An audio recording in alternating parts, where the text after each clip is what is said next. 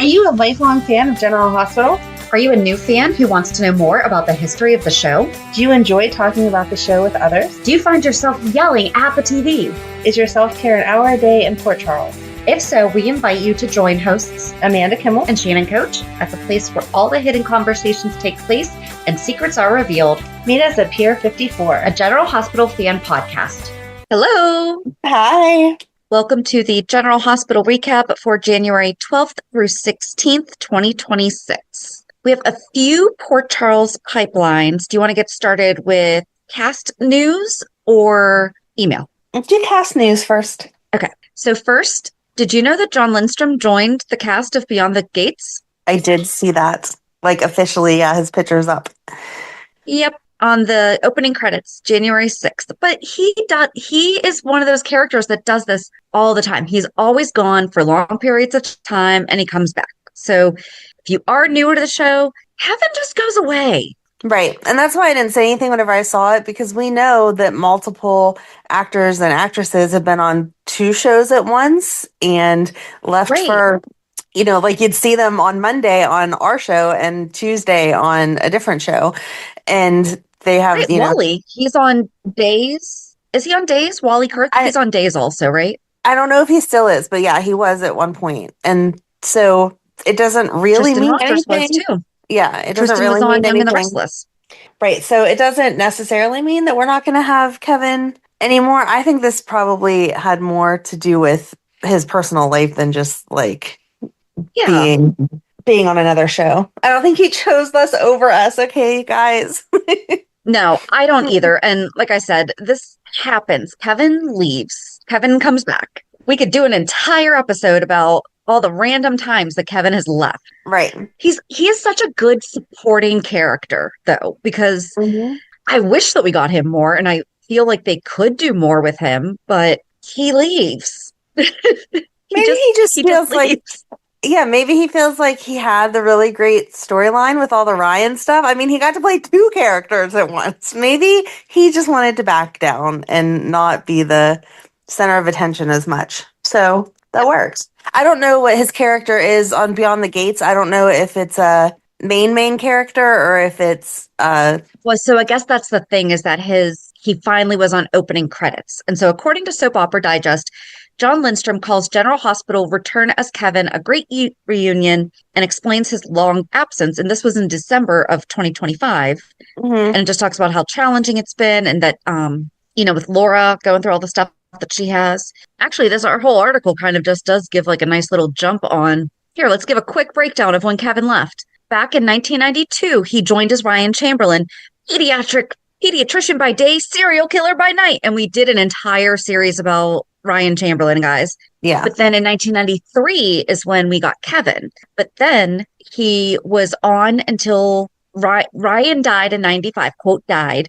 And then he was on the show as Kevin until 97. And then he went on to Port Charles. But then when that went off air in 2003, he went over to As the World Turns. And then he came back to GH in 2013, where he remained as a recurring status, seeing Kevin through life changes like his marriage to Laura and death of his, for real this time, of his twin. And then last year, longtime friend Michelle Valjean, who had formerly written for GH and had been instrumental in the development of Kevin, presented him with an offer he couldn't refuse, playing a bad guy, Joey Armstrong, on the new soap opera she was launching for CBS, Beyond the Gates.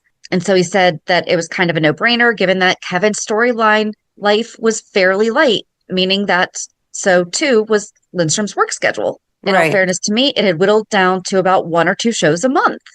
It was back in 2024 that he first broke the news that he was hired to Frank Valentini. He was hoping to do both shows at the same time. Come on. But then just like the quick Gemini overview says, Lindstrom didn't completely leave General Hospital, but stepped back due to scheduling conflicts with his role as Joey Armstrong. He didn't really even step back. He was just like, hey, I'm not going to be available for twice a month anymore. Right. And the filming location is in Atlanta. So juggling both was difficult. He returned to GH in late 2025 by working out stacked filming schedules due to balance both commitments. Man, that's how he ended his year, was 2 shows. Yeah. But, you know, He's just not under contract. Let's just remember, this happened to Valentin. Right. So, although I don't think James Patrick Stewart's ever been under contract. I don't know. I think he's always been recurring. I was going to say, I trust your stalking skills for that. Has James Patrick Stewart ever been contract with General Hospital? Nope. Okay. So yeah, yes, Kevin is temporarily gone. Right. You know that we're not going to keep him and Ace away forever. So no. They'll be back. Ace is going to come back as a teenager. Come on. We all know this too, right, guys?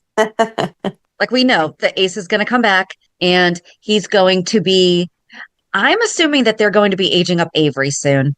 Oh, I'm not ready for that. We have not seen Avery in a very long time. I feel like they're going to be aging up. They're probably going to be aging up Avery, and they could probably age up Scout too, and age up Ace to match them, even though there's a huge difference between them right now where he's only like 2. Right.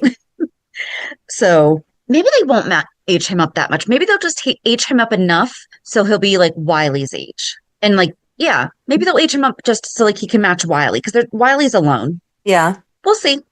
And then Carolyn Hennessy we saw back this week. However, we saw her in a wheelchair. Yep. She did not lose her leg despite all the craziness that was going on online. If you saw it, there were so many rumors that like her leg was torn off and all this stuff. Didn't she jokingly like do some kind of a raffle or something? Yes, so you could win her leg.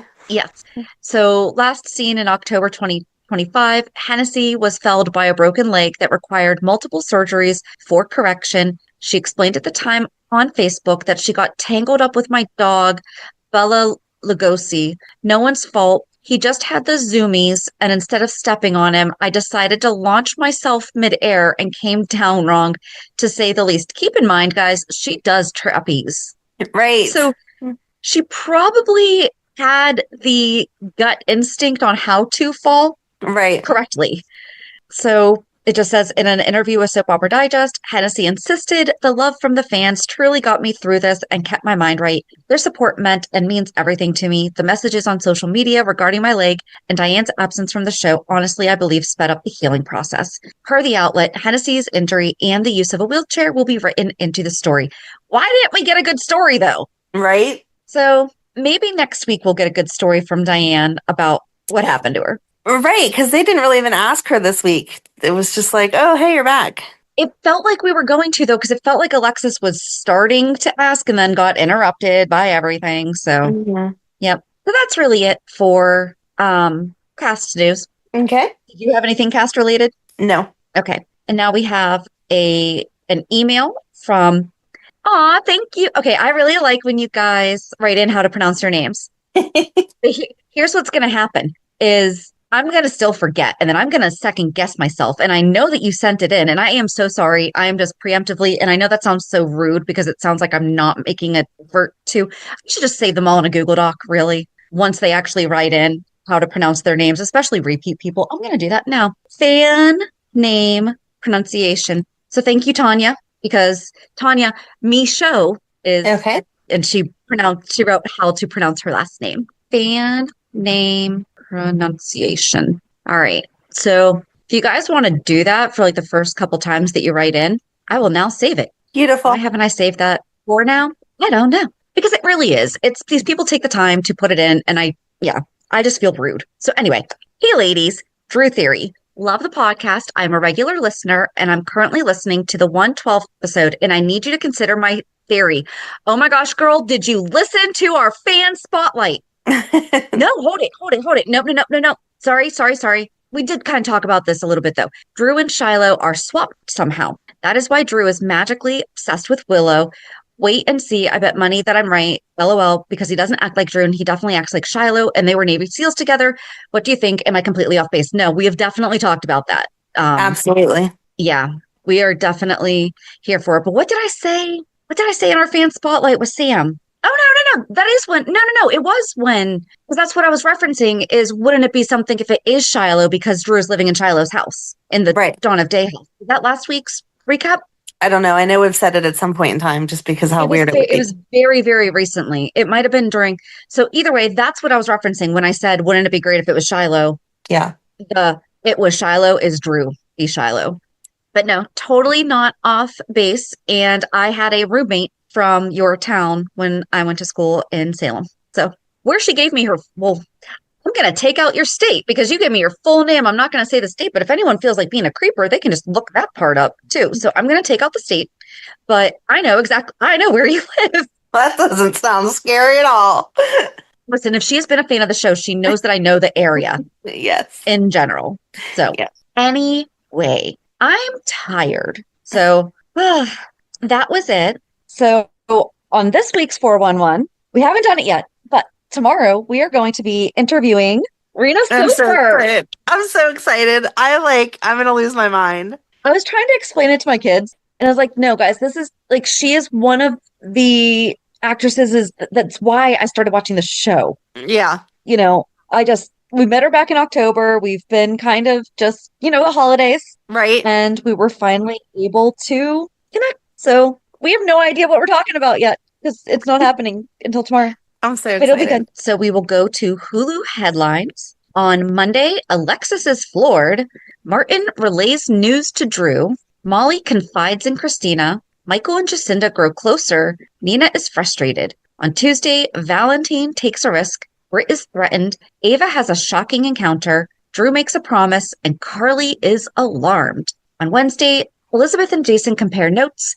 Sonny wants answers. Valentin has a close call. Carly overhears useful intel. Brad issues a request. On Thursday, Jason takes Britt out. Emma and Gio take a step forward in their relationship. Brooklyn defends Chase. Jocelyn and Carly catch up, and Laura plays peacemaker. On Friday, Willow awaits news of her fate. Nina issues a warning to Drew. Alexis explains her actions. Chase encourages Dante, and Anna is stunned. I think we can just start real quick with we now have downtown Port Charles and a courthouse exterior with also like a beautiful park across from it. Right. That was definitely like, whole new angle. New location. And I didn't see the hospital anywhere in it. Mm-mm. No. All right. So where do you really want to start? I thought you were going to start with you were right and I was wrong because whenever we talked about Molly hooking up, you were like, did they hook up in the DA's office? And I was like, no, they were like, let's take this somewhere else. And sure enough, this week they're like, so you hooked up in Turner's office? I didn't. Okay. Thank you for saying that, but I was wondering. So I did not think that they actually did. I was kind of hoping they didn't, but no, they sure as heck did. Yep. Christina called her out on it and was like, wait, what? And so then Molly explained, yep, they hooked up there. And then they took it back to his place and she stayed the night and he made breakfast. And then she was talking about how she just like blew it all completely because James asked if they were boyfriend, girlfriend, and she said no. And Cody said yes.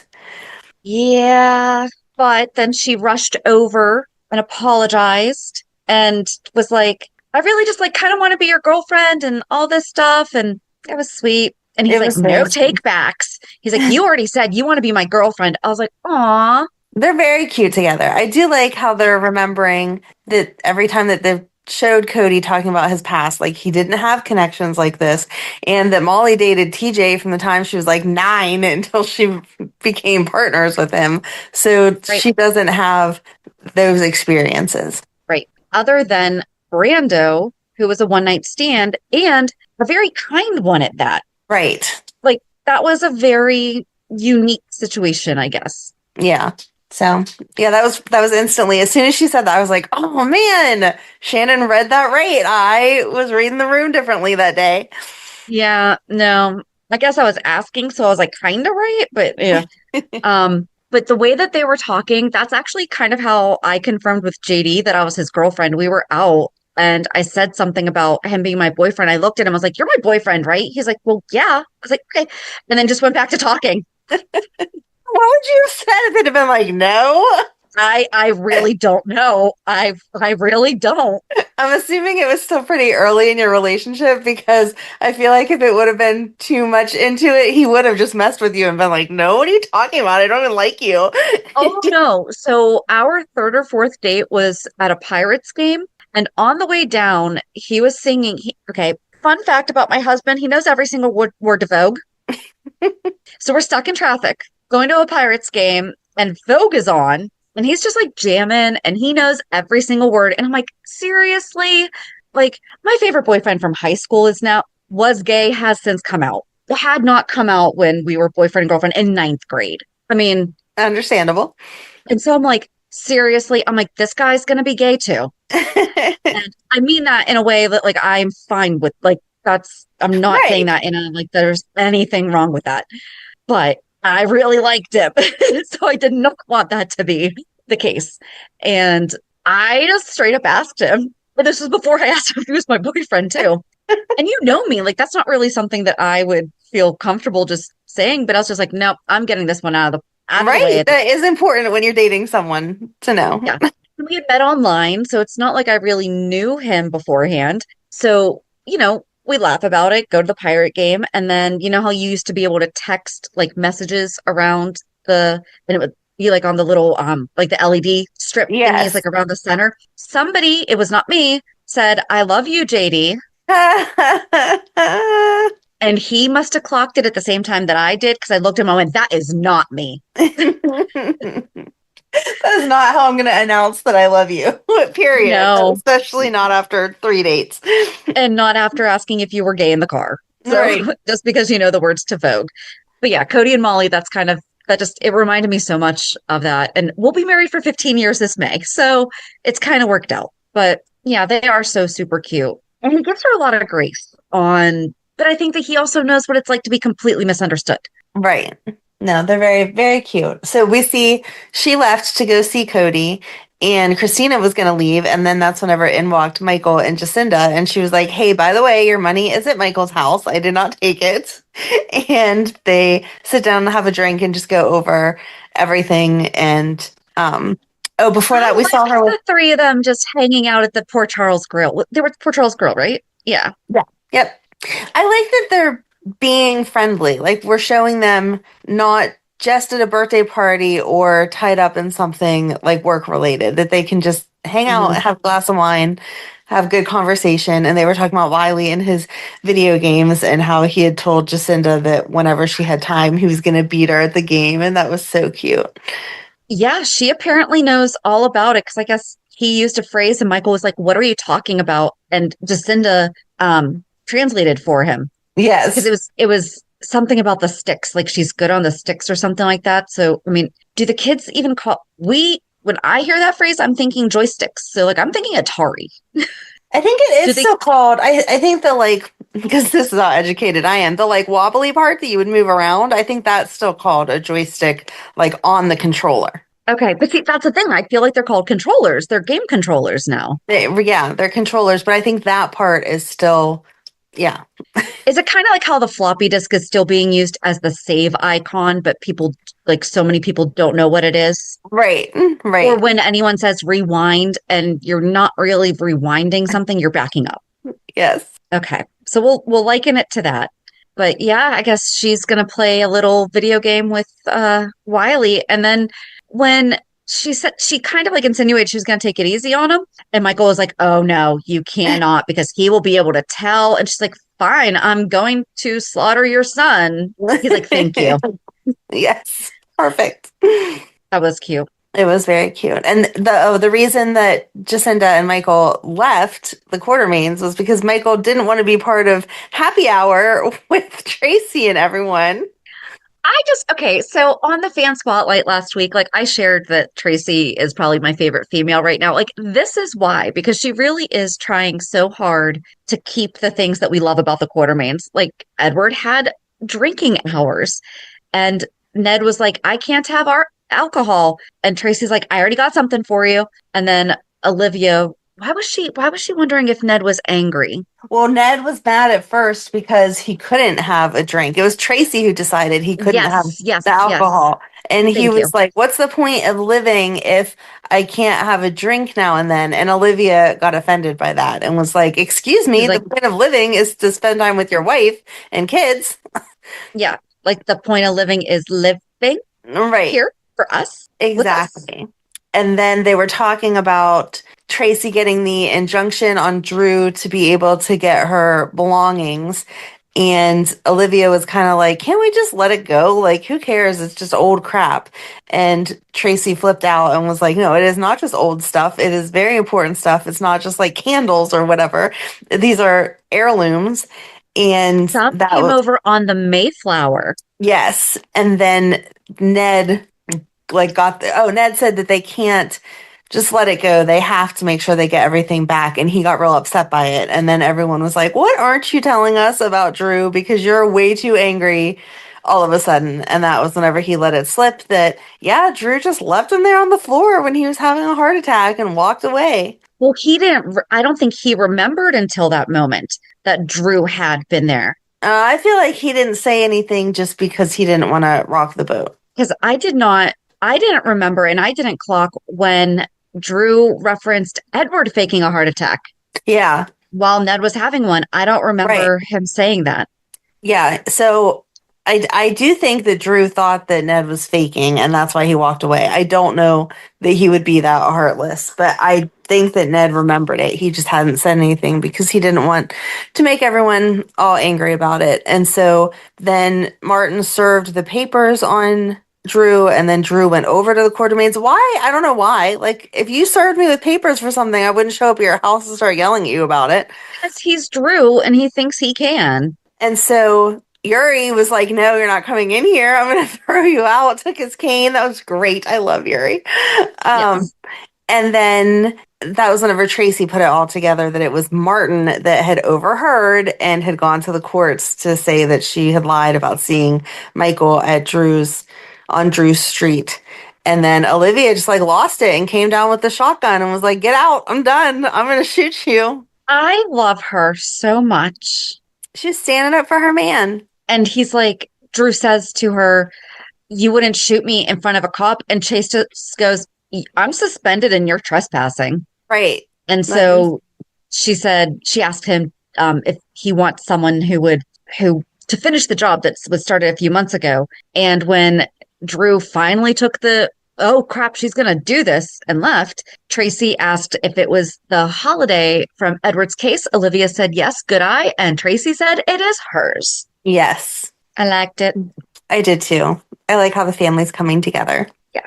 Oh, but Tracy did mess up this week whenever she called Chase in and was like, hey, she said what we were all I feel like thinking. she messed up. I do not think she messed up. Well, Brooklyn was not happy. She said what we all have been saying and thinking. Exactly why I don't think she messed up.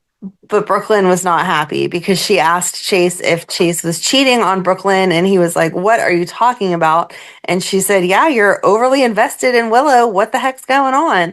And then Brooklyn walked in and was like, what are you doing? What are you talking about? And once Chase said, yeah, your grandma just asked if I was cheating on you, she told her to butt out. Yeah, but also I feel like because she did talk to him about that, and she said that she thinks that Willow is using him.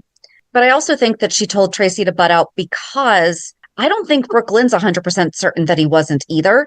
But also, she does not want Tracy to be the one to handle it because she knows how Tracy handles things and she loves Brooklyn. Yes. So I think that she was kind of saving him, but at the same time, not so much. She was also saving herself a lot of headache. Right. Yeah, I don't know. He's not making himself any friends right now. No. But I did like that Dante was realizing that maybe something else was up because then he turned to Brennan at the courthouse and was like, did you guys have something to do with this missing information? Because you have the system that can override our security system. And that is the only thing that would make sense. But I don't know why you would do that. And Brennan was like, we would never do that. Yeah. He's like, dude, I was in the WSB. Like, you would think that Brennan would know that. No, right. I did like the way he said that. Like, don't lie to me, man. I was there for all your tricks. Right. But Brennan did not admit that it was him that had done it. But Chase swore that it wasn't him who did it. And I think that Dante believes that. So, yeah, but he still said that he couldn't completely rule him out. Yeah. But that's going to be with internal affairs. It's not really up to Dante anyway. Right. I hope he remembers that. Yeah. So then they had closing arguments. Oh, so before all that, though, let's go back to before we actually get to court. Because Kai and Trina told Alexis about, and that's where we kind of left off last week. Mm-hmm. And then they tell her that they were at Drew's the night that he was shot. And Alexis says if they go to the police, that they're implicating themselves. So last week we talked about how them just not saying that they were there and hearing the twinkle, twinkle, little star, but also it would point the finger at them. And so she said, it's if you go to the police now, they're going to think that you also did it and that you're now just trying to make sure that Willow gets guilty verdict. And then Alexis calls Wiley's phone. She goes through the phone records, calls the phone, and Wiley answers. Yep. And then there was a moment because Nina went to Willow, and isn't that when she offered to help her again? Yes, she said, you don't need to stay with Drew. I'll support you in any way I can, including financially.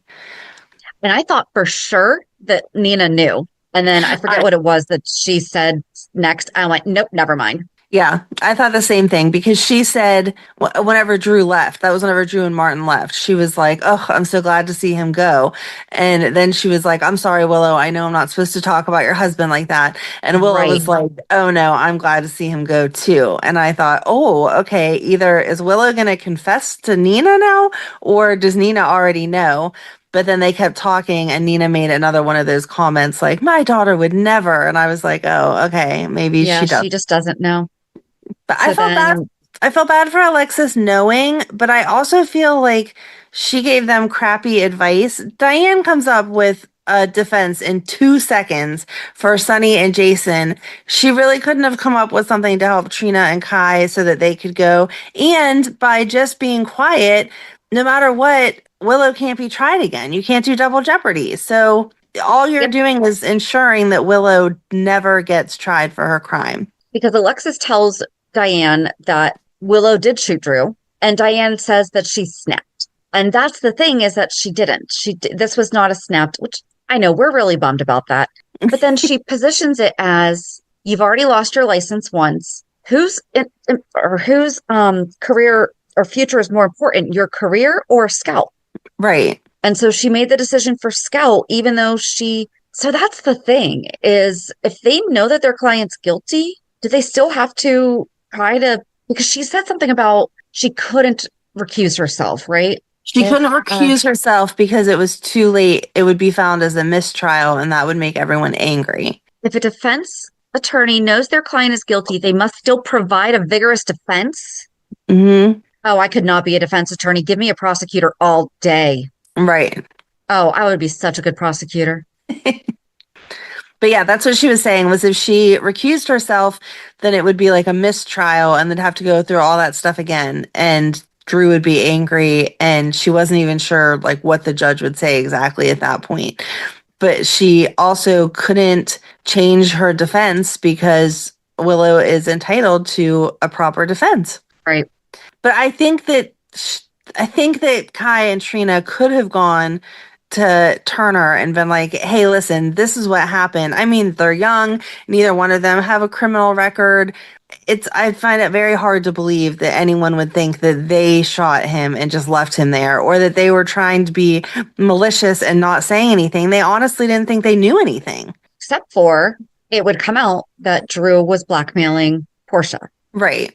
And that's why they didn't say anything. Right. And that's what they told Alexis. And Alexis is like, yep, and I already let everyone know that he was. So, yeah. Mm-hmm. So they get to the courthouse and Turner's closing arguments. Great point. Why did she wait until she got to the altar to embarrass him rather than just calling off the wedding, just not going through with it? Yeah. But then, okay, so we just read that she still has to provide a good defense, a vigorous defense. She did not, though, have to say Willow is innocent and that she did not shoot Drew. Right. She did not have to say those two things in her closing argument. She could have tap dance around that entire thing. Right. But no, she didn't. But then she did do a slip of the tongue by saying that Willow had every opportunity when she meant to say Michael had every opportunity. But then I also think she can't do that. I don't think she can. Oh, no, because they were allowed to bring in the third party, right? Like she was allowed to start bringing in the third party defense. I think that she's allowed to say, whatever she wants to, and it's the jury to decide what's relevant and what's not. I don't think there was anything against that, but I don't see how that's fair either. Like like they were saying, you're building a case against Michael, and maybe they won't pursue it, but if they do, and even if they don't, everyone now is going to think that Michael's the one that shot Drew. Like, Right. If it happened in our town and somebody was like, well, so-and-so, Willow was found not guilty, then after that defense and all that information, you would 100% be like, oh, well, Michael did it then. Right. So I just didn't like that. Yeah, I did not either. And then after closing arguments, Sonny was in Alexis's office. Mm-hmm. They actually had a really good conversation, though. Yeah, he understood. He said he's heard Diane say it enough times. Yeah. And so she straight up said, like, I had to point the finger at Michael to save Scout. Right. But then Sonny winds up saying he doesn't think that Willow is capable of shooting Drew. Mm-hmm. And then Alexis asks him, well, what if she did do it? And he said, well, even good people can do bad things. Yes. Yeah. And then I think the next time that we are in court, Trina and Kai went and confronted Alexis, asking if she didn't believe them. Mm-hmm. And she was straight up with them. She was like, it's not that I don't believe you guys. Because Kai said, you could call the number. And she was like, I already did. I called the number and you're right. It goes to Wiley's phone. It's not that I don't believe you guys. It's that I have to give a fair defense no matter what. And they were like, well, you didn't have to say the stuff that you did. And she was like, I had to say what I was going to say as part of my closing arguments. But again, I feel like... not have to say... Okay, hold it. Do defense attorneys have to say their client is innocent or not guilty in closing arguments? No, they don't necessarily have to say it. Their primary duty is to argue the evidence doesn't prove guilt beyond reasonable doubt. She could have totally done that. Have you ever seen the musical Chicago? No. Oh, Billy Flynn is a defense attorney, and he tap dance. It actually is like in the musical, it's actually like a tap dance, but it's him spinning the entire thing. Like Alexis totally could have tap danced all over the place and like gotten her point across without actually saying those things. Mm-hmm. Oh, you need to watch Chicago. You can watch the movie too, but the movie's pretty good. It's Renee Zellweger, Catherine Zeta-Jones, Richard Gere plays Billy Flynn. I've seen parts of it. My niece used to watch mama. It, but I have not sat and watched the whole thing. Yeah, it's good. It's one of my favorite movie adaptations. Anyway, back to the show. Yeah, she really didn't. She could have gone all over the place with it and not actually said those words. If you're a defense attorney, I want you to write in and tell us, how often do you really say, especially if you know they're guilty? Yeah. Tell us not to say your name. Totally fine with doing that. Right, because I would feel like as much as people are entitled to a good defense, that anyone that's in that courtroom saying anything, they should not be telling lies. Like when you get up on the stand, you have to swear to tell the whole truth. So even though Alexis wasn't up on the stand, she shouldn't be allowed to just flat out lie. Now, I understand no one asked her if she knew, so she didn't have to admit that she knew, but she shouldn't be able to make a false claim like that. Yeah, because all they have to prove is not guilty beyond a reasonable doubt. Right. That is a really good point. How do we Google that? Is it perjury if an attorney says the client is innocent, but they know they are guilty? Yes, it is a serious ethical violation, suborning perjury, for an attorney to knowingly tell the court that their client is innocent if the attorney knows that they are guilty.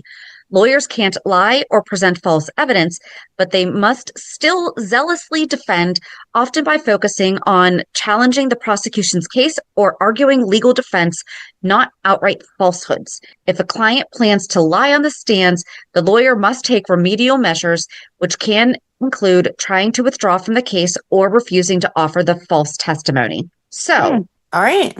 But I guess she couldn't have called Willow back on the stand because they had already rested. Yeah, I don't think she could have changed the case, but her closing argument, she did not need to say that. Interesting. What an attorney can and can't do when a client is guilty. Can't allow the client to testify, I didn't do it, if they confessed guilt to the lawyer. So this might be where the loophole is. Right, because Willow didn't tell her. Right. They can't make outright false statements in opening and closing arguments.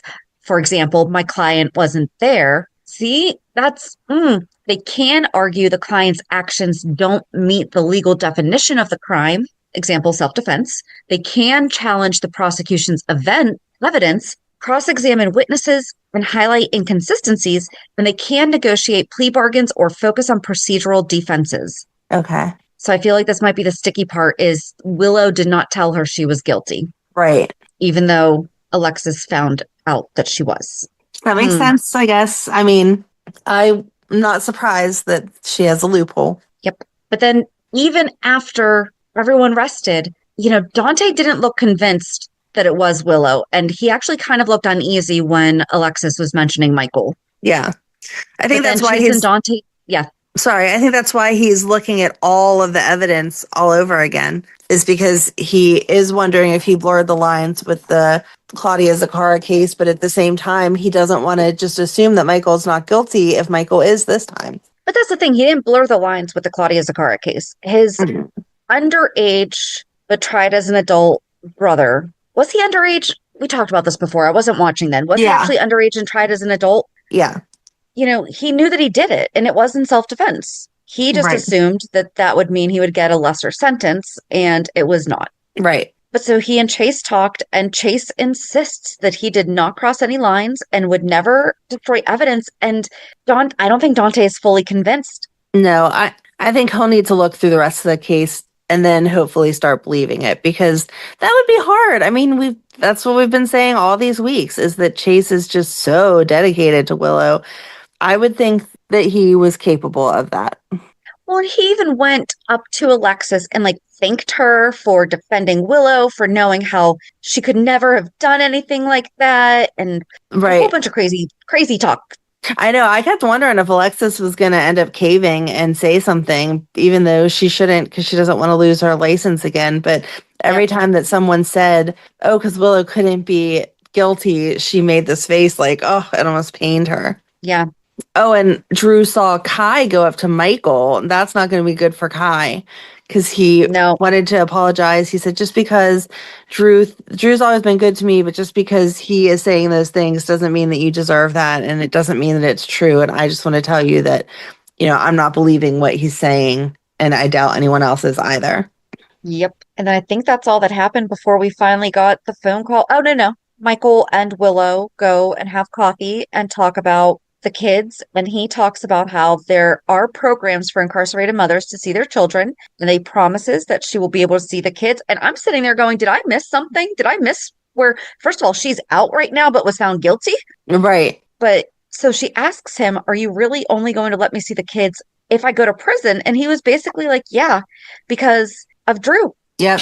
And so she asked, what happens if I don't go to prison? And he just looked at her. He saw her. I think that we're both right that he saw her. Yeah. And that he just hasn't wanted to say anything. But then they get the phone call, jury's back, and she was seriously found not guilty. Mm-hmm. I'm really mad about this. Yeah, I am too. But again, the look on her face was like, wow, I don't know that I can accept that. I don't know that I can live with that. So I'm wondering if this isn't where the break comes in, like the break she had before, where she finally breaks down and says that she is the one that did it. Oh, that could be true. That could be it.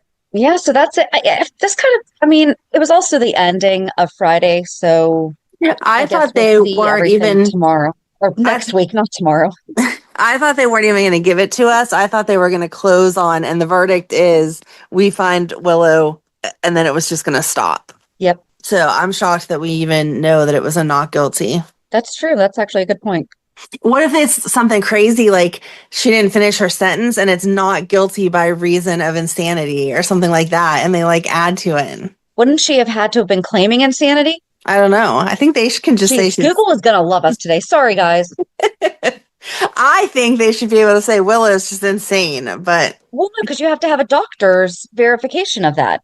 I feel like I'm verified enough to say she is insane. Can a jury find guilty by insanity without defendant claiming? Yes! See? Boom!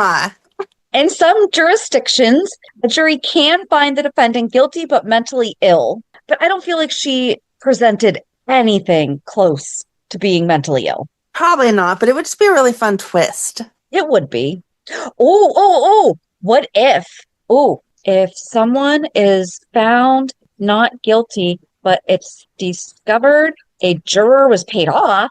Ah, okay. Can the defendant be retried? I don't think so.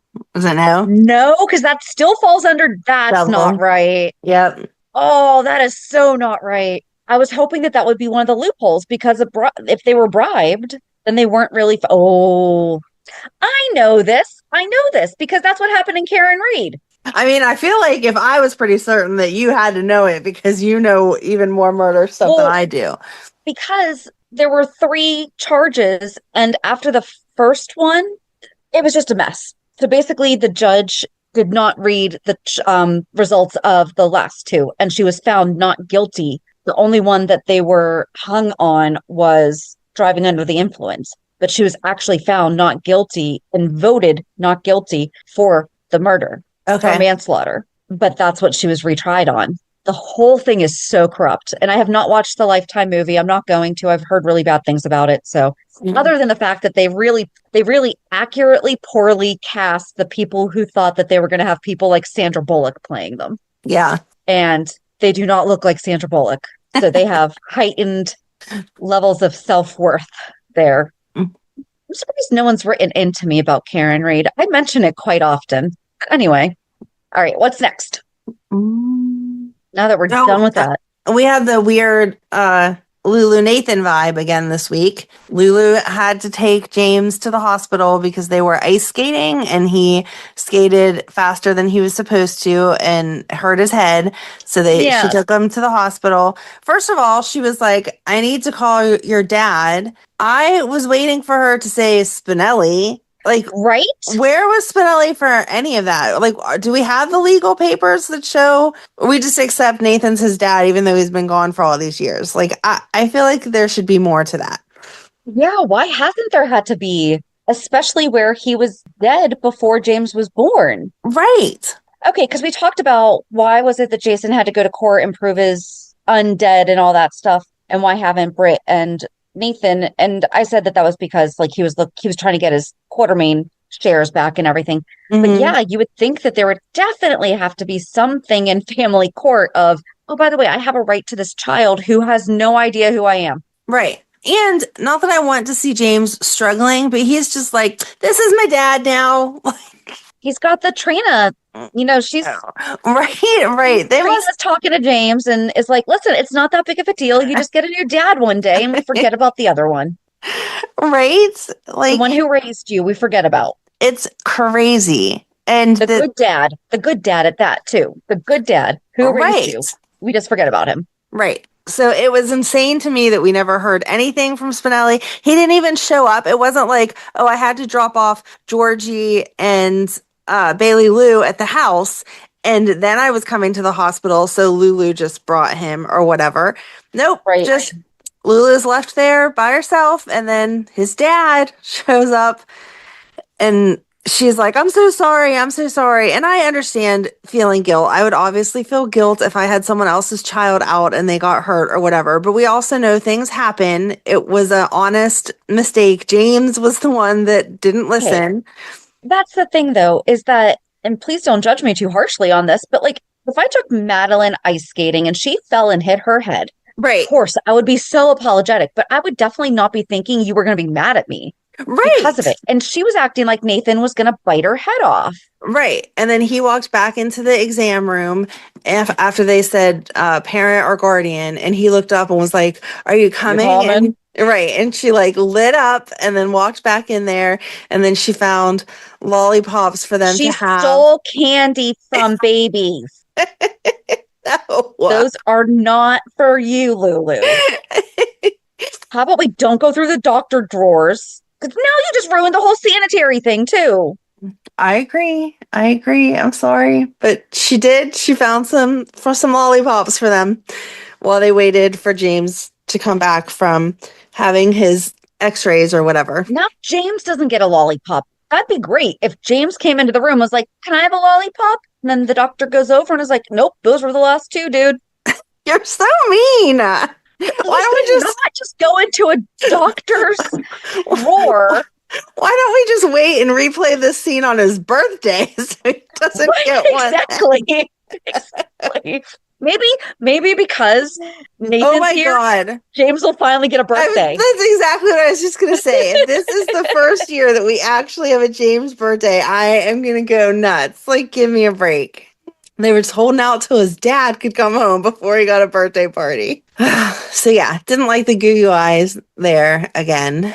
And then Here's the thing though. So, and I appreciate the fact that Nathan said, this isn't the first time that I hear that this is not the first time that you have wound up in the hospital because you have not been listening. And the fact that you knew what you were doing. right. And you lied about it. Like that means that you knew better. So you have to have a consequence. No writing lessons with Cody for 3 weeks. Okay. But also I feel like it's also very important that even if he was not going to be using that as a consequence, Right. he should have had it as a result of, because they also, I mean, Isaiah took him to get an x-ray and Right. still you took a header, so it's going to have to be, you probably should not be doing a writing lesson for at least a week because we don't know if you hurt your head badly enough yet. And But so they like he said needs to learn that not only are you getting punished, but like there are actually consequences that come with not just punishment. Like it's the result is, well, you hurt yourself doing this, which you knew was reckless and you knew you shouldn't be doing. So now you can't do the fun things. I agree with that, except for they said that he was fine and he wears a helmet, I'm assuming, whenever he's horseback riding, since he wears gloves Still, that boom, Felicia boom, and boom, boom, him. boom. Thank you for And what that. if he falls off? But then what if he falls off the horse? But he would have the helmet. He should still be okay. If he had a concussion, then no, you can't go horseback riding. But they said he was fine. I don't think I don't know. I don't think he'd be that fine. They said he was fine. I can Yeah. only go off the medical information I have. They said he was fine. That a But transplant surgeon gives you? exactly. Sorry. But I mean, Marco was able to I'm make an not saying that appointment. Isaiah can not identify if Well, I was going to say, Marco was able to make a doctor appointment with a gynecologist. So why couldn't a heart or a transplant doctor be the one to treat him? But I found it offensive that Nathan made the call without talking to Spinelli or Felicia yeah. before he imposed that. I'm not saying there shouldn't be a consequence, but it should have been, I'm going to talk to Spinelli and your grandma about what type of consequence we think is appropriate for this. Not, I'm going to put the hammer down. Well, and also they know what he responds to. Right. So like my kids had different consequences because my son hated being put in the corner. Like he hated it. And so guess what? That was his punishment. It was, he did not want to be put in the corner. And like, so I didn't have to do anything else. Right. My daughter, she would just stand there and be like, all right. Yeah. Right, exactly. There's a running joke in our family because my one niece, the only thing that she cared about was reading. Like you could take away the TV, you could take away the iPod, you could take away the whatever. So whenever her stepdad first came into the family and tried to punish her for the first time, he was like, "Okay, go to your room, but you can't take your book." And everyone was like, "Are you really grounding her for reading?" And he was like, "I don't know what else to say that's gonna matter. Like, normal kids, you send them to their room, they can't watch TV, they can't whatever, but she doesn't care about any of that stuff. It's the book that she's into." So Exactly. Yeah. and it's like a funny running joke. I'm going to ground you from reading if you don't behave. So I mean, he picked horseback riding, but I still feel like even though they said he was fine, I still feel like there's a overlying health issue there, a health concern, or like a potential that, I don't know, even if the doctor said he's fine, I would still take a week off for safety. I can understand that, but no matter what, I feel like my bottom line is that it needed to be discussed with the real parents that have been there day in, day out for James's life, not this guy that just showed up a few months ago. Yeah, like that doesn't make you the dad. Blood does not make you a parent. Well, it makes you a biological parent. Right, but not in it doesn't make you. Yeah. Yeah. So, and again, I don't even mean to disrespect Nathan. I just mean that he should have been respecting them more, and it should have been an all-inclusive thing. Well, especially they take care of him so much too, because that's the other thing. There's nothing better than when the other parent punishes and doesn't have to be the one to enforce it. Yeah. Been there, done that. Yep. So. Nope. Unless he's the one taking him, because I don't think I've seen Nathan take him to a single writing lesson. No, we don't even know where Nathan's living right now. With Liesel. Is he? I thought he was living with Liesel. I don't know. Because they kind of talked about that because she doesn't want Britt living with her. I don't know. She was all over Britt this week. She was loving all over Britt. She was. But at the beginning, she didn't want Britt living with her. But it was like, but he can. Yeah. I don't know. Because I thought that Britt said something about, you said I couldn't live with you, but now Nathan can? Like, I don't know. I could be making all this up in my head. I don't recall that, but you could be right. It may not have stuck with me. But we did see them bonding this week because Obrecht was like, hey, Rocco is going to play hockey. So I'm going to get us some jerseys and some foam fingers. And we're going to go to all the games. And Britt was like, okay, first of all, we're not trying to have the kid die of embarrassment. And also, Lulu's not going to be all for that. And that's when I wanted to like interject. But like, Lulu is busy taking care of other people's kids now. She doesn't care about her own. Right. Yeah, she doesn't need her own son.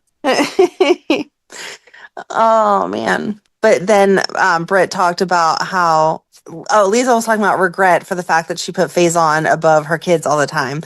And Britt was saying, no, in my most time of need, when I didn't know I wasn't dying, you were the person who was there for me. And that was what was running through my mind and what I thought was my last moments. So that was sweet. Yeah. And then we saw not Obrecht with Anna giving her infusion, and Anna was totally out of it. She had tried to escape, and then she was not able to escape, and her condition is worse. We found out why Pascal is only talking in French to make her think that she has been taken out of the country. Yes. Why didn't we think about that? It's super. Yeah, makes sense. It does. I didn't put it all together for that to have mattered. But then she overtook Pascal at first. Yes. By passing out and saying that she needed blood transfusion. And then Jens was like, don't do anything. Right. And so I don't think that Pascal's the mastermind. No. Oh, well, that Cullum guy is. We have a new guy, Cullum. Right. The director of Cullum. Director of the WSB that's there. So then we see Anna trying to recover from trying to escape, and obviously she needs a transfusion. So they send in a nurse that's supposed to look like Obrecht, and because she is so depleted and confused, she's like, Obrecht, why are you helping? Why are you doing this to me? And she just continued to play into her hand like, yeah, we're not friends. I have to help Faison.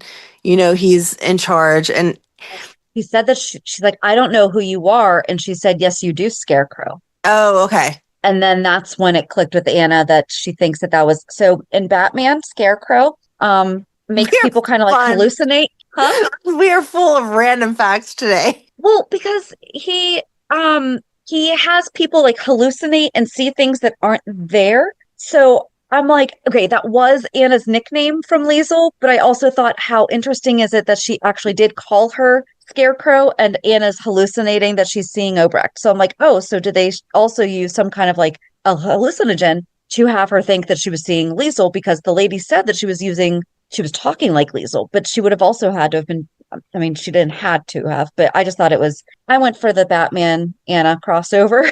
Got it. Even though it makes sense in my head, but Anna's nickname has been Scarecrow. Yes. So that was a long game if they ever played one. Right. But then we see the nurse came out and she was like, says to Pascal, like, yep, she thought that it was me. And I think the treatment's working and everything. And then later on, we see Anna wake up and the cigar is sitting there smoking. So she absolutely is being convinced that Faison is alive. And then that voice comes over the speaker again that tells her to calm down. Yep. So JD is away for a guy's weekend, and I took a picture of the cigar and Anna laying on the couch looking at the cigar, and he just sent back a picture of Faison. He knew exactly what it was. Oh, man. Gold star JD. That's great. But then before that, too, so Director Cullum, Brennan doesn't know anything about Anna. We were speculating that he did. He definitely does not. No. Because Director Cullum approached him and said something about how he wants to know if Brennan is having anyone watch Spoon Island. And he's like, yeah, I'm not telling you that because that's not how this goes. You know that, you're the director. And he says, oh, Brennan or Cullum says that they lost Anna. And Brennan's like, okay, well, let's find her. And he's like, no, no, no. What I'm saying is like, she's like, it seems like it was a choice. Like she chose to, there was no track of kidnap, like there's no trace that she was taken. Right. It seems like she decided to. And Brennan's like, she would never leave Emma. Nope. And Brennan told him to go look for Anna and that he'll keep an eye on Spoon Island, which you just told him then that you are watching Spoon Island. Right. But they had a talk about the brain in the jar too. Because even Cullum said something about, yeah, that's not really ever stopped him. Right. Right. Oh, because then in the meantime, for all that though, Valentin and Carly had been talking in the attic, and he told Carly to go look in Brennan's hotel room for stuff. And okay, I know that we do not want them together, but they do have really good back and forth. Because she was like, so do you want me to go now? He's like, unless you want to keep staring at each other. And so then he's like, I'm going to go to Spoon Island. And she's like, are you crazy? He's like, no, I know how to go around that place. When he kind of like, it was like risky business. He kind of like slid into that doorway. Right. And I'm like, really, dude? And I wrote down, I was like, seriously, he forgot about the passageway? No, he didn't. He was going to look for the passageway. And then Ava walks in, and it turns out that she had it blocked off when she lived at Windermere. Yep. Because she thought it was kind of creepy that someone could just sneak into her house. Yep. Yay, Ava. Right. Yay, Ava. Right. She should talk to the Quartermaines and tell them about these cool things called security cameras, and maybe they would have better luck then. But so then Valentin kind of tells her that, oh, Sidwell knows that I'm here. He's the one who's been stashing me. And, you know, they just talks about how they go way back and like all this stuff and blah, blah, blah. And then as she's leaving, he's like, oh, give my love to Nina. And he's like, yeah, don't do that. So then Jens does come in, or no, Pascal comes in, and she tells him that she needs to talk to Jens about his house guest. And so, of course, I'm thinking, oh, shoot, they're going to assume that she's talking about Anna. Right. So Jens comes up, and she basically straight up tells him fairly quickly that, like, she saw Valentin. And, like, don't worry, I won't tell anyone that I saw Valentin. And he's like, oh, yeah, no, did he say that he wasn't supposed to be there? Because he said that he was going to have his security do a sweep. And she said, so you're not going to tell the police? And he said something about no. Right. Yeah. So I think he did say that he wasn't going to be there, but that he appreciated her honesty and the fact that she would have kept the secret had it been necessary. Yep. And then still says, please do not tell anyone that you did see him. Right. So yay. But then Carly goes to Brennan's hotel room and starts going through everything, looking for evidence. And Valentin tells her, you know, seriously, like look under everything and like look for hidden trap doors and stuff. And she finds a packet, and then she hears Brennan and Britt coming in. And so she runs in the bathroom and puts on a robe, which I'm like, oh, good thinking. You know, you just act like you were there to surprise him. And Britt and Brennan are going back and forth about how, what were they arguing about? About like, she can't really be spying for him. Well, she had already had that meeting with Marco because Marco had said he needed an appointment. And then he met with her and was like, hey, you need to move things along faster. And she said, I can't because you guys killed Dalton. And he was like, well, that's okay. We built a lab at Spoon Island that we can oversee you. So she was going to Brennan to say, like, how are you going to help me if the lab is in Spoon Island? Right. And I can't just disappear again. All that stuff. That's right. Yeah. So then she leaves, and of course something falls in the bathroom, and Brennan grabs his gun and goes in and nearly shoots Carly. Right.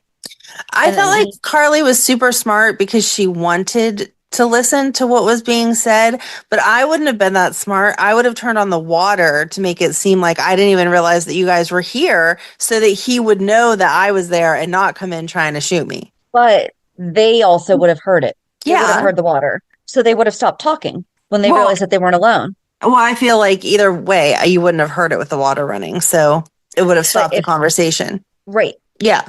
No, that's what I'm saying. She wanted to hear what they were saying. Okay. Yeah. Carly was smarter than I was because I would have turned on the water so that he would know that I was there. And then it would have, okay. I'm like, no, she didn't, just so that they kept talking. Right. But then she risked almost getting shot. where she would have turned on Yes. the water. I just felt Yes. like that would have pulled off I was here to surprise you more if she was just getting out of the shower or whatever. Yeah.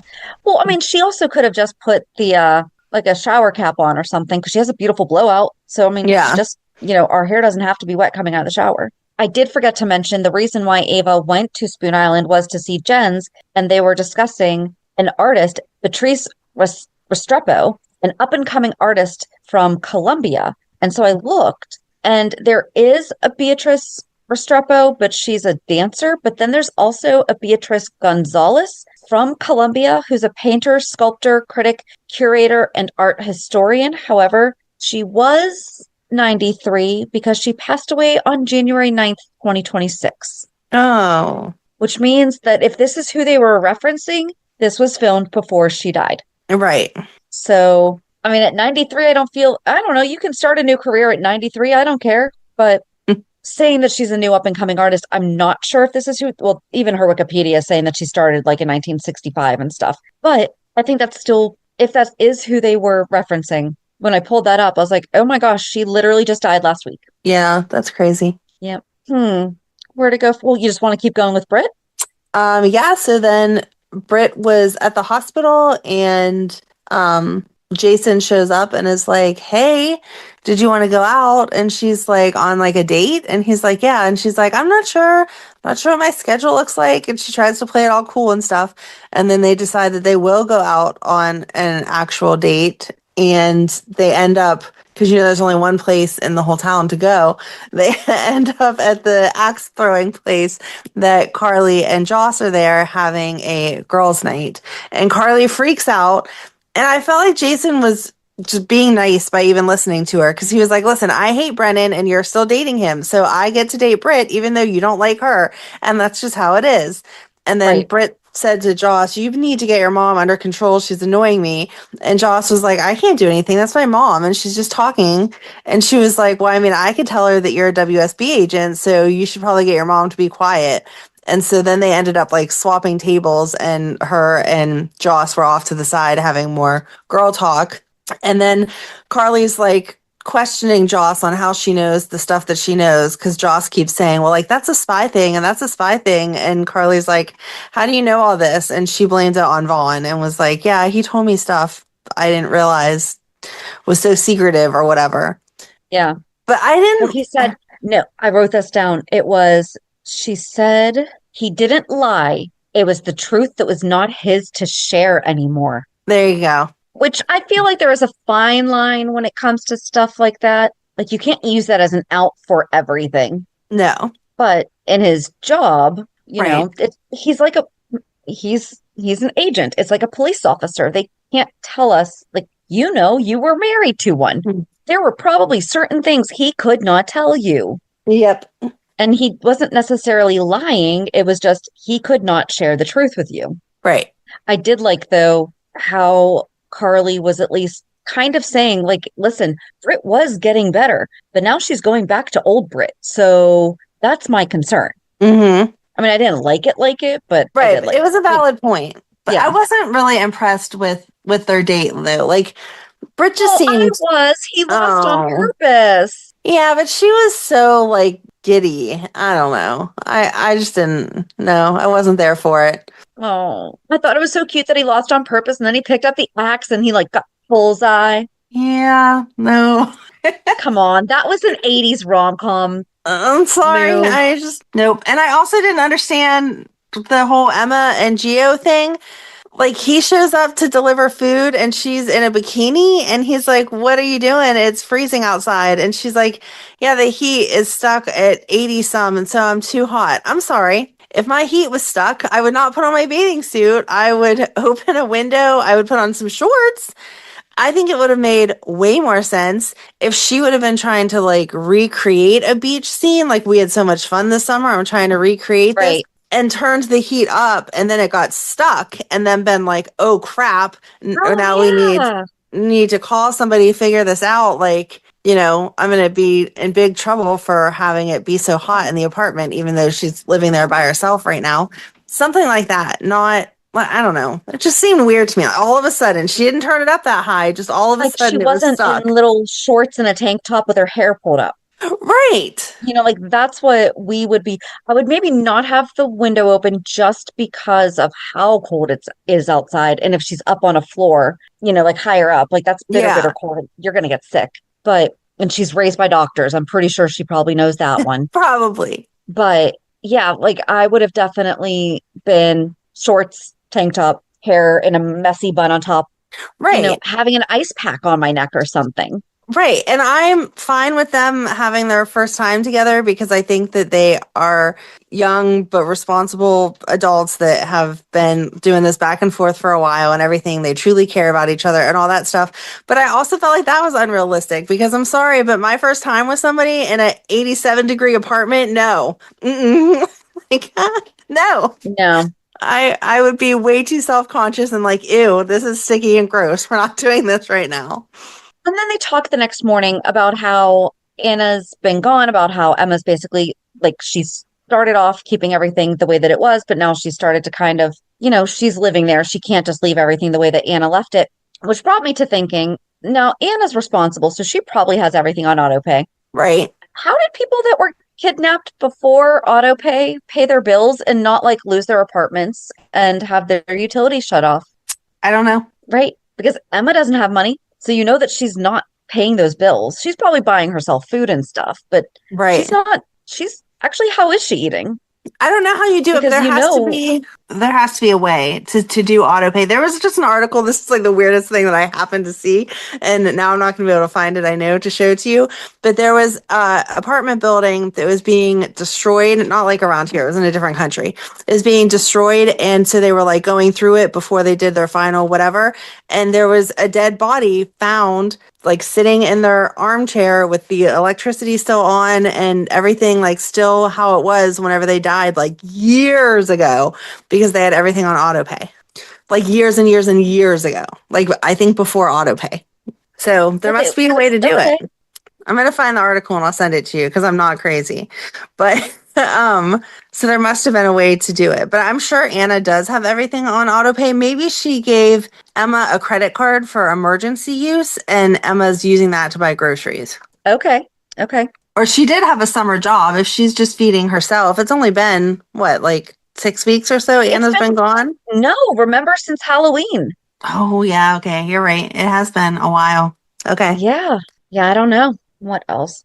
Oh, but we didn't finish the real quick with Jason and Britt that the what he lost was the bet was whoever lost owed the other a kiss at any time the person chooses to collect. But then even before that, when they were at the hospital a couple days before that, Brad was really sweetly begging him to stay away from Britt. I thought Yep. that he was, I think for especially for Brad, he pleaded, he's like, please don't hurt her because you always put everyone else before her. Like, just please don't hurt her again. And then Brad went to Liz and was like, you have to tell me that this is not a good idea. And she's like, I can't do that. They're going to do their thing. You need to be there for Britt. And even though it's probably going to end in disaster, you still have to be there for her. And then Liz had asked Jason earlier in the day, I think it was the same episode, that if Jason was upset with her because she was having compassion for Willow. Yeah. And he's like, yeah, I would totally tell you if I was mad at you. I think the only thing that was left, though, was Tracy and Martin. We didn't really finish that because Martin goes to Laura and says that there's been another incident with Tracy and tells about how he overheard Michael talk or Tracy and Michael talking. And Laura's like, so of course you turned them in. He's like, yep, I did. And so then Laura called Tracy and asked her to come. And that's where Tracy left. And Brooklyn told Chase that like she just doesn't trust Willow. And so Martin was at Laura's office and Tracy felt like she was kind of sabotaged. And so Laura was like, fine, I need you to move forward with the charges against my brother because that's what you want to do. Go ahead and do it. And she's like, well, I can't do that because then they're going to press the charges against Ronnie and then my family's going to hate me and all this. And so Laura just begs them to both have a truce, says that, she shares so much with Tracy. They share Lulu and Luke, and Ace and Kevin are gone and she can't lose Tracy too. And Tracy agreed, but told Martin if he ever goes for her family again, that she will go at him so fiercely, her deep love for Laura won't stop her. Yes. And Laura told him, yeah, if you do something again, I will not be helping you. Yeah. I loved that Laura knew that that's exactly how Tracy was. She was like, "Well, let's call her out then. The only way to address her is face to face," and that was how it happened. Yep. But I think that was it. Can you think of anything else? No, I can't think of anything else. That was, I mean, we covered a lot. We Googled a lot. Reality check. So how was your week? It was boring because I still don't have my car back, so I wasn't really going anywhere. Goodness gracious. Yeah. What the heck? They said that whenever they put the new smaller battery in, that it like threw all these extra codes and stuff. And so they, the piece, like whatever the piece is that's messed up is what charges the smaller battery. And so they need to order that, and it is on back order. And there is a local Hyundai dealer that has been looking for that same part, and it's been over a month now. So who knows when mine will be in. So they finally gave us a loaner car today. We went and picked it up. Oh, good. So that's just crazy. It is. It's insane. And it has me so annoyed because I'm like, come on. Yeah. Especially if it's just going to be something super easy too. Right. Like, how long is it going to take you to put this part in? Probably not that long. It's the fact that this dumb piece is on back order. So, but at least I have a loaner. So that's fine. What's that also telling them if it's on back order? It means it's needed. Right. Exactly. So why is there not a recall going out? Very true. But I'm going to add that to my predictions for the year. Amanda's car is going to have a They had one before, but I don't know that it was on that part, and mine wasn't part of it. So gotcha. I don't know. But anyway, so yeah, I did not do, luckily I had my ex's car to run Madeline around to her normal stuff because he was away on business for the week. So she still made it to all of her activities. But other than that, it was a nice excuse actually to just be like, yeah, I don't feel comfortable driving his car for no reason. So I'm just going to stay home. So that was all that I did really. Between that and the cold, that's always nice. Exactly. And that's how you know we're old because yep. 25 years ago would have been out in mini skirts and no jackets, still going to wherever. Exactly. I am so tired. That's my reality check. I'm so tired. Yeah, I'm going to make fun of you. At least I'm not yawning my head off at 10 o'clock at night. So. And it's been since like 7:30. Oh, jeez. Like it just hit me. I'm in my pajamas already. When we finish up here, I'm going straight to bed. Nice. Yeah. I mean, it's just my daughter finished her second full week of work. You know, we're still learning the new routine, adapting my work to it. So that's just, I mean, it's just, you just have to switch gears. You know, you just have to switch around everything that you've been doing for the past however many years. But she actually had a meeting with Sweeted Film is a very low budget or like no budget film. And the organization that she did her film camp with reached out. I kind of actually forgot about it until they sent the reminder. It was on my calendar, so I didn't really forget about it. I just mentally forgot about it. Mm-hmm. She went to it and they're going to do The Wizard of Oz. They have not done casting yet. I am hopeful. Yes. Because she would totally look like her. Right. But she's going to do props and costumes. Oh, but nice. But she is going to act a little bit in it too. So that was nice that we were able to do that. You always liked that organization, so I'm glad that they're getting together to do something. Yeah. Well, that's the one that she does her social group through and her job coaching and everything. So like we're still connected to them, but they just don't have the film camp anymore. Right. And next week she starts something fun too. But that'll be next week's reality check, not this week's. There's your cliffhanger, guys. There you go. And so join us on Thursday to hear what we still don't know about whatever we talk about with Rita Sofer. It'll be so good. It will be. Have a good week. And we'll meet you at the pier. Bye. Bye. If you enjoyed today's show, we invite you to go to pier54podcast.com to subscribe on your favorite platform. Don't forget to leave us a review. And you can also follow us on many social media channels. Just search for Pier 54 Podcast. Also, we are not perfect, so if there is something that we missed or messed up, just let us know by emailing us at pier54podcast@gmail.com.